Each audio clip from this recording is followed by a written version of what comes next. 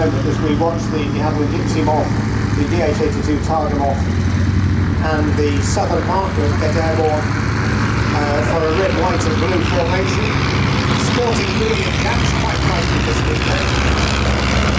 It's a bit of a good change going on. It's sort of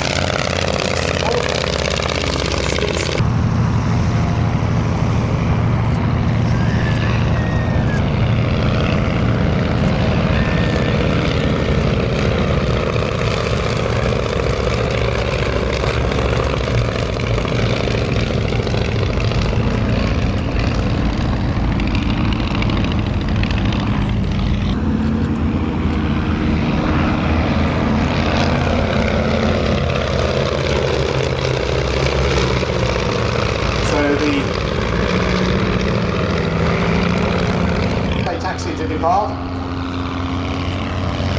Meanwhile,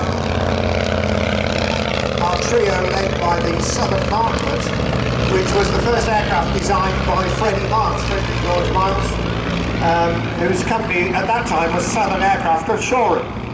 Knows, well, this recognises the fact that David himself is a quarter Welsh and was stationed at RAF Valley as an RAF NAT instructor at the time he did the Australia flight.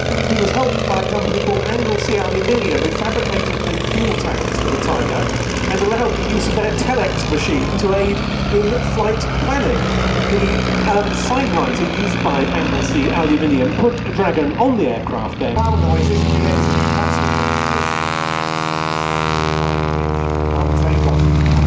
The Bristol Pegasus is just that little bit quieter, as indeed is the Mercury engine Gloucester Gladiator.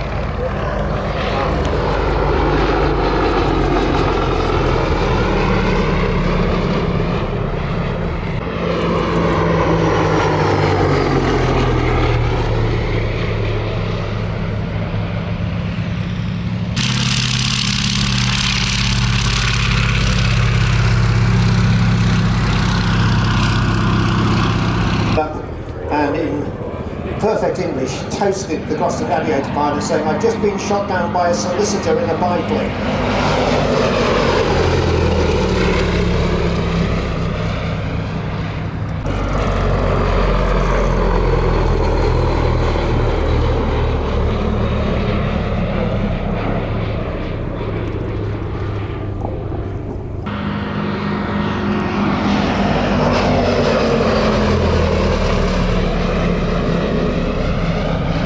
This aeroplane was actually preserved by the Gloucester Aircraft Company, who donated it to the...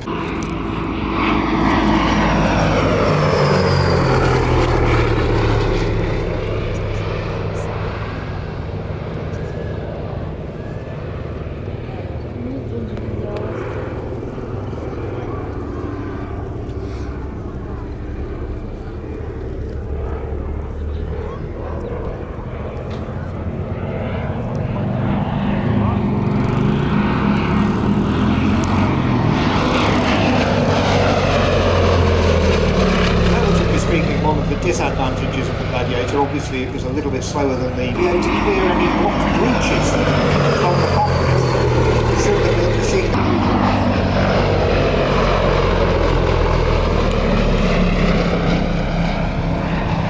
That's a positive thing all the way.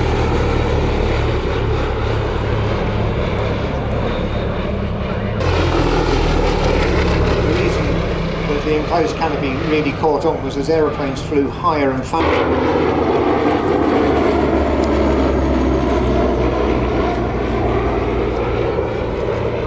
Served with RAF Army Cooperation Command, replacing two Hawker biplanes, the Audax and the Hector.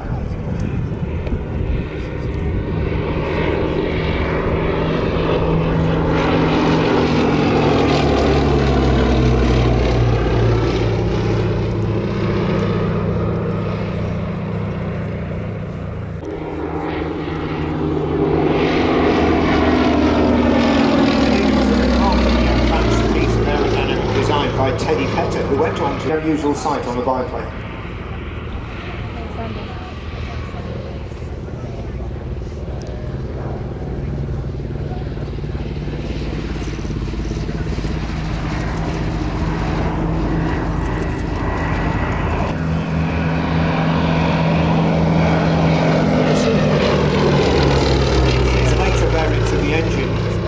got their 870 horsepower from their 25-litre capacity by a geared supercharger. It was also one of the very first engines.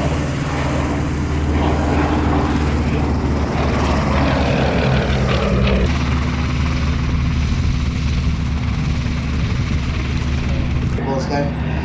And post-war, the engines are thought to have formed the basis for the design of the Russian Veteran engines in 1900. Front-loaded wheels to absorb the landing.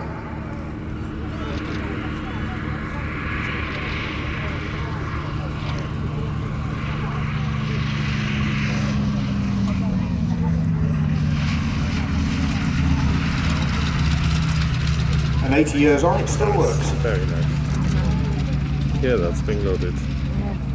GPS stuff again.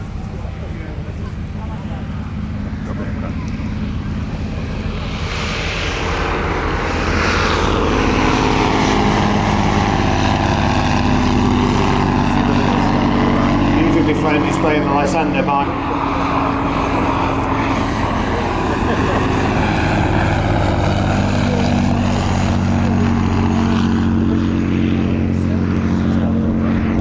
Nice head, Aisha. Successful aircraft for World War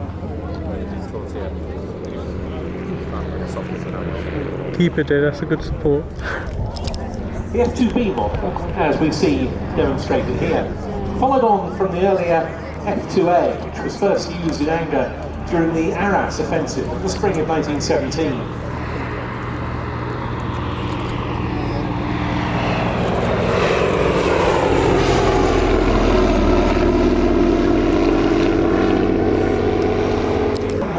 As a conventional fighter.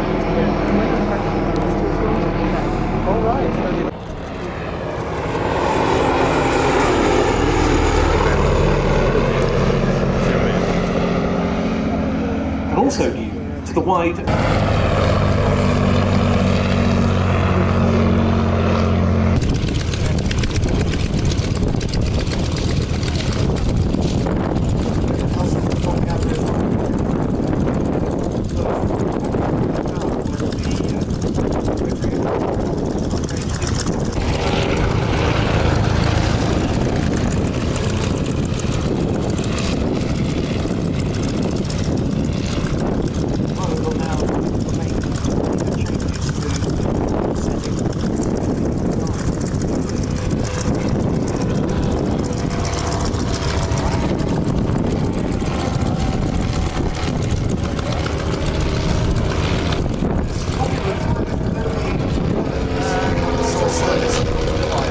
mostly by the Royal Naval Air Service.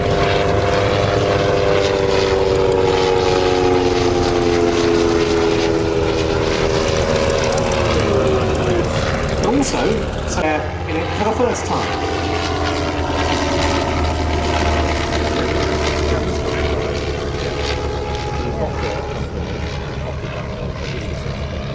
Yeah, so confident was Harry Hawker in it, which it could be. Harry Hawker actually did multiple loops on his maiden flight in the aircraft. Somebody said it looked like something falling down a flight of June. Remember, it had only just flown the previous month.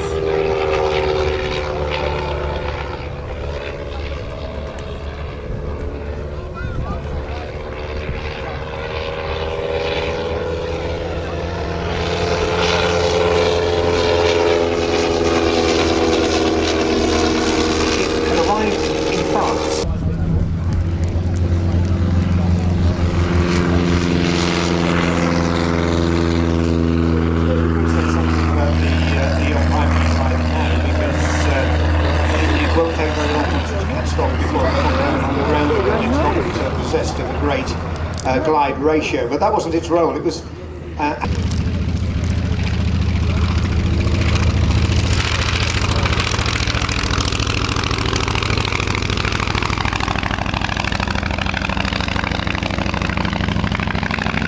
absorbed skid amongst other detailed improvements, but it is an open truss framework and a very basic liner. Meanwhile, the Polycarp PO2, without doubt one of the longest lived and most used aircraft ever.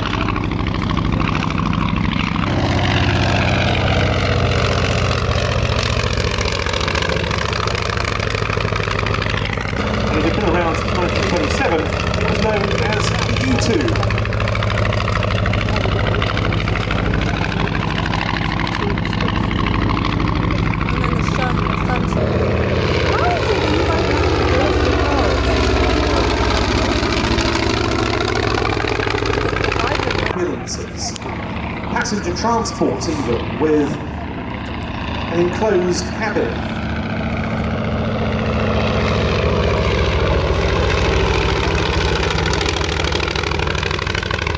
Perhaps most famously during what the Soviets referred to as the Great Patriotic War. Onto the runway.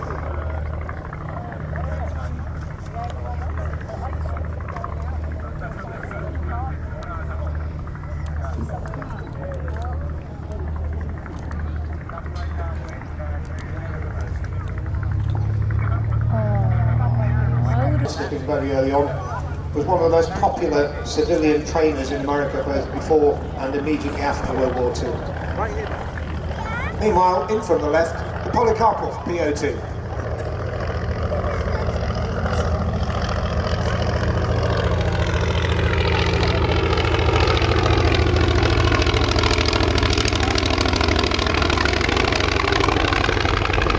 This aircraft has a very, very lengthy and worldwide history. It was sold on from Slovenia by Dr. Bailey.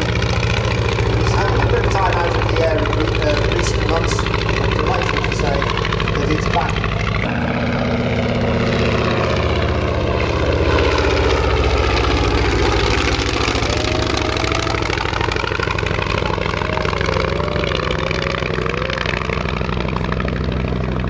In fact, out of more than...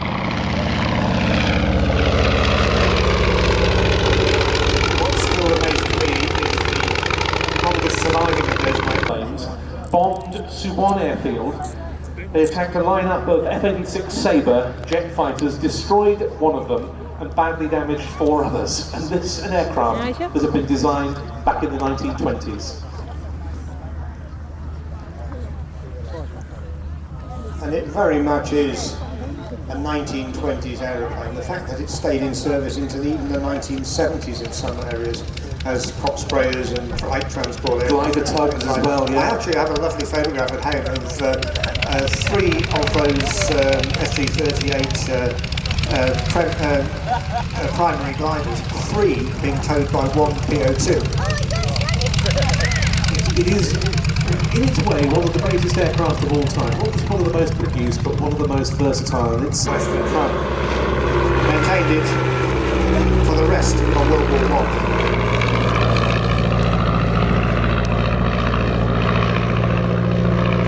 Only 77 of these were built before the engine was replaced by the geared 200 horsepower engine to create the SE-5A.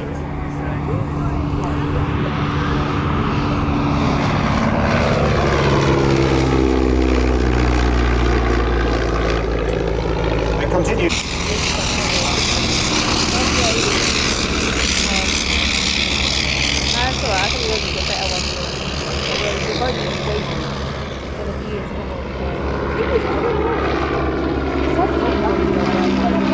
And as the Shuttleworth pump takes to the air, we've now got effectively 2 generations of the first scout or fighter aircraft. It's light, it's agile, it's powered by an 80 horsepower Larone 9-cylinder rotary engine with a single Vickers K machine gun.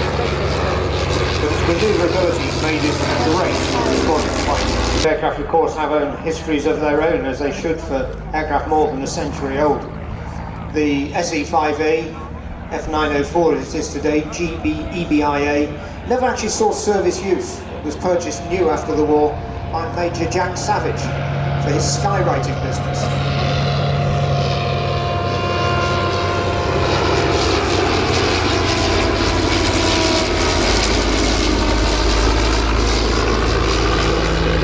If you go to the Science Museum in London, up on the top floor, you'll actually, since 1959.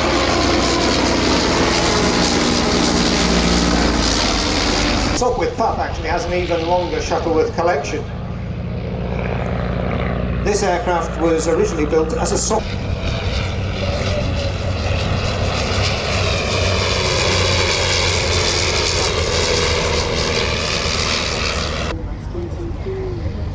Oh yeah.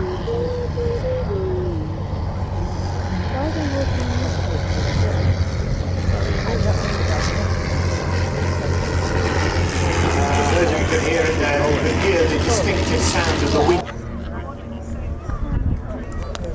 There you go, that's the first two out.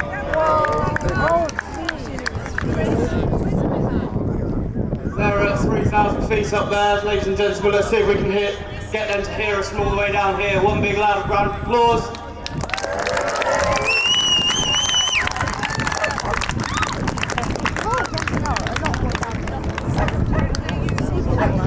Create what we call a canty formation. This is where two people are sitting on top of the third canopy on either side of it, and it's in the shape of a T. Also, right up at the top on the right hand side, I don't know if you can see it, but we've got a 2,000 square foot Union Jack flag. So our first man coming down towards the ground now. This is our jump master today, Corporal Wayne Shorthouse. Big round of applause for Shorty.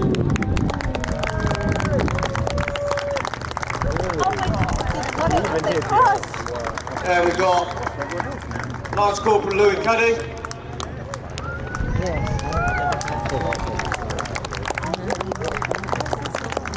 Lance Corporal Danny Watson.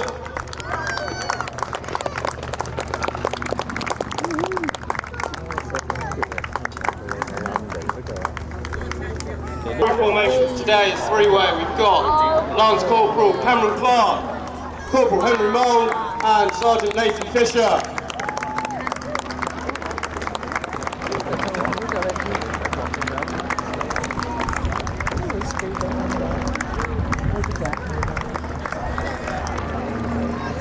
Next up, we've got our team cameraman, Corporal Ollie Goss.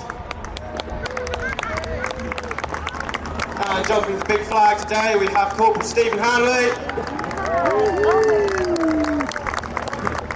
And the two jumping the smaller flags, we have Corporal Richard Kingston.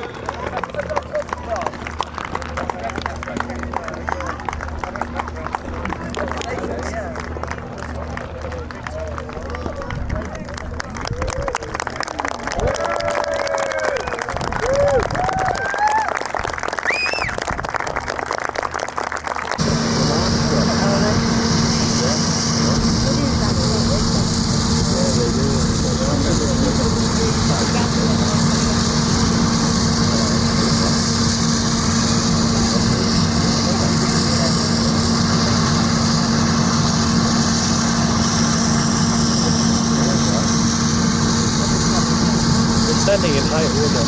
The